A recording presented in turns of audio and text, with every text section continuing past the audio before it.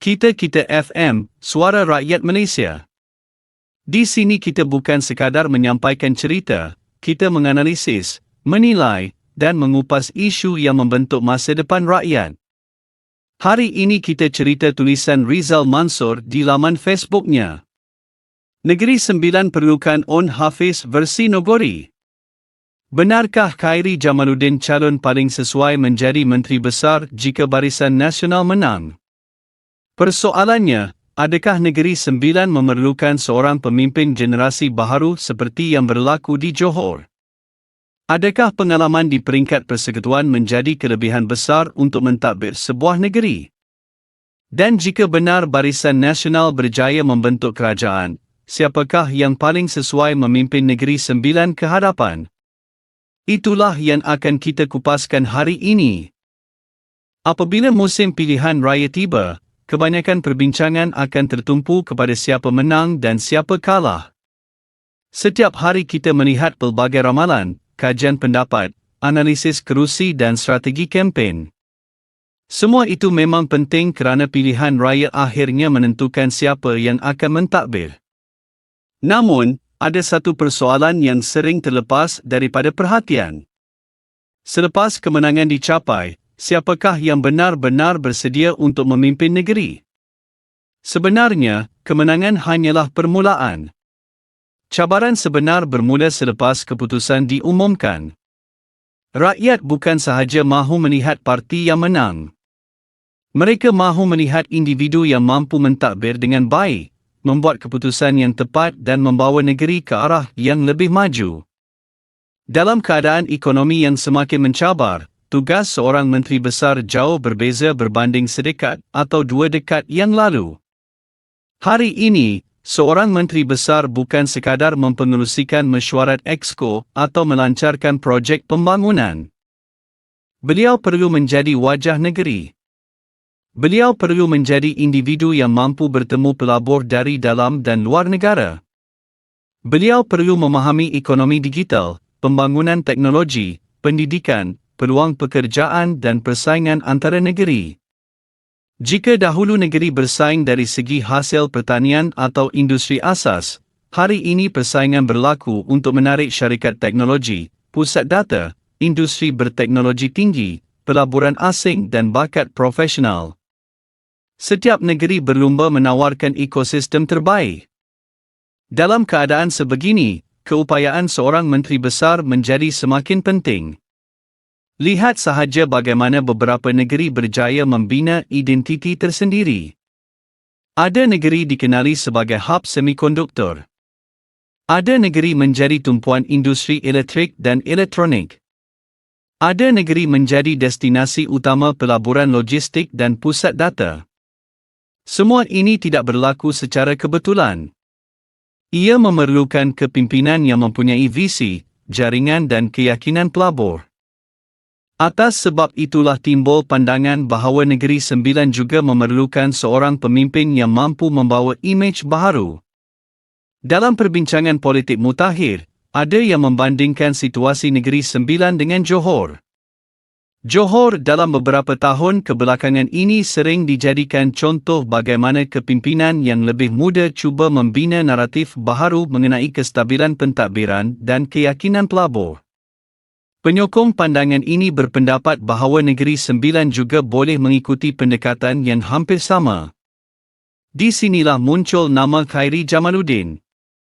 Nama beliau bukan asing dalam politik Malaysia. Beliau pernah memegang beberapa portfolio penting di peringkat persekutuan. Antaranya sebagai Menteri Belia dan Sukan, Menteri Sains Teknologi dan Inovasi serta Menteri Kesihatan. Pengalaman ini menjadikan beliau antara ahli politik yang pernah mengurus dasar dalam pelbagai bidang. Bagi penyokong beliau, pengalaman tersebut merupakan satu kelebihan besar. Mereka berhujah bahawa seseorang yang pernah mengendalikan kementerian besar tentunya mempunyai pengalaman mengurus pentadbiran, kewangan dan dasar awam. Selain itu, Khairi juga sering dilihat mempunyai gaya komunikasi yang lebih santai dan dekat dengan golongan muda. Beliau aktif menggunakan media sosial, sering tampil dalam forum awam dan dilihat mampu menyampaikan dasar kerajaan dalam bahasa yang mudah difahami. Pendekatan sebegini dianggap penting kerana lanskap politik hari ini banyak dipengaruhi oleh generasi muda. Pengundi muda semakin ramai. Mereka tidak hanya melihat parti. Mereka juga menilai personaliti, kredibiliti dan kemampuan seseorang pemimpin berkomunikasi. Satu lagi hujah yang sering dikemukakan ialah kemampuan beliau berinteraksi dengan pelbagai lapisan masyarakat. Malaysia merupakan negara majmuk. Negeri Sembilan sendiri mempunyai masyarakat Melayu, Cina, India dan pelbagai komuniti lain. Seorang menteri besar perlu mampu berhubung dengan semua pihak tanpa mengira latar belakang. Dalam aspek ini, penyokong Khairi berpendapat beliau mempunyai kelebihan kerana pernah berkhidmat di peringkat nasional dan sering terlibat dalam isu yang merentasi kaum serta agama. Selain itu, terdapat juga hujah mengenai rangkaian hubungan.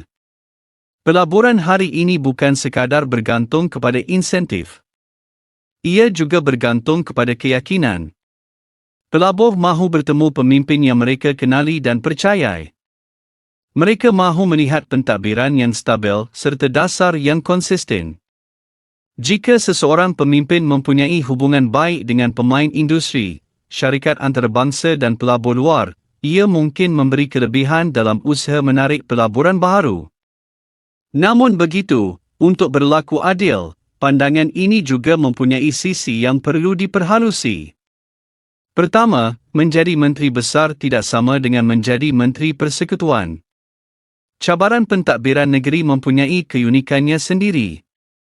Seorang menteri besar perlu memahami isu tanah, kerajaan tempatan, hubungan dengan pihak berkuasa tempatan, adat, pembangunan daerah serta keperluan komuniti setempat. Pengalaman di peringkat persekutuan memang penting, tetapi pengalaman tempatan juga memainkan peranan besar. Kedua, kejayaan sesebuah negeri bukan bergantung kepada seorang individu semata-mata.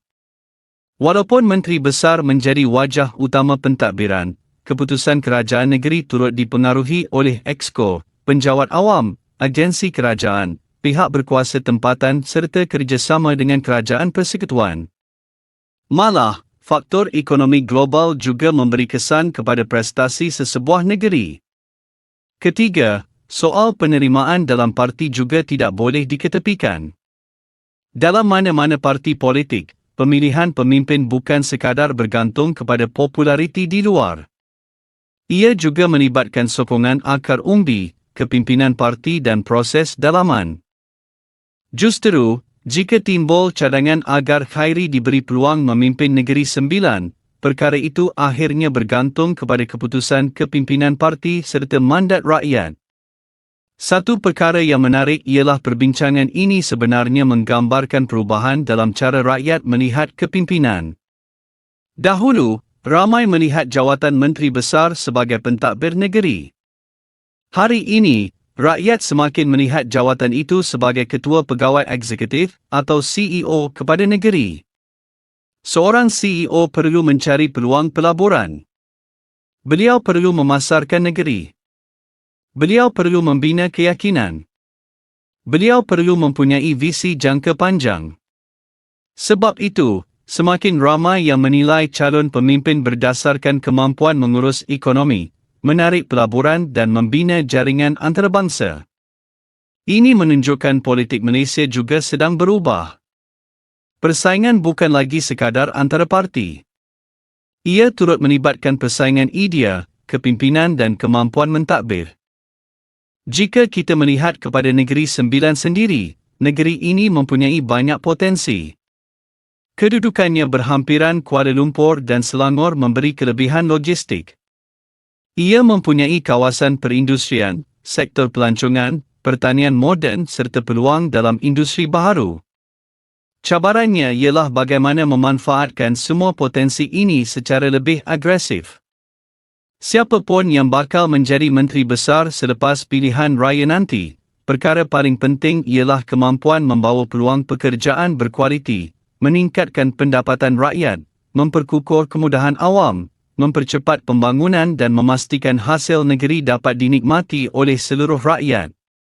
Akhirnya, cadangan bahawa Negeri Sembilan memerlukan seorang pemimpin seperti Khairi Jamaluddin adalah satu pandangan politik yang sah untuk dibincangkan. Ada yang akan bersetuju. Ada juga yang mungkin berpendapat tokoh lain lebih sesuai. Itulah lumrah dalam sebuah negara demokrasi. Yang lebih penting ialah perbahasan dilakukan secara matang dengan menilai rekod, kemampuan, visi serta prestasi, bukan sekadar sentimen atau populariti semata-mata. Apapun keputusan pilihan raya nanti, rakyat pastinya berharap pemimpin yang dipilih benar-benar mampu membawa Negeri Sembilan ke tahap yang lebih tinggi, meningkatkan daya saing ekonomi dan memastikan kesejahteraan rakyat terus menjadi keutamaan. Itu dia ulasan dari Kita FM, suara dari hati rakyat Malaysia. Jangan lupa kita bukan sekadar mendengar, kita menganalisis, menilai, dan bertindak. Jumpa lagi dalam segmen seterusnya. Terima kasih.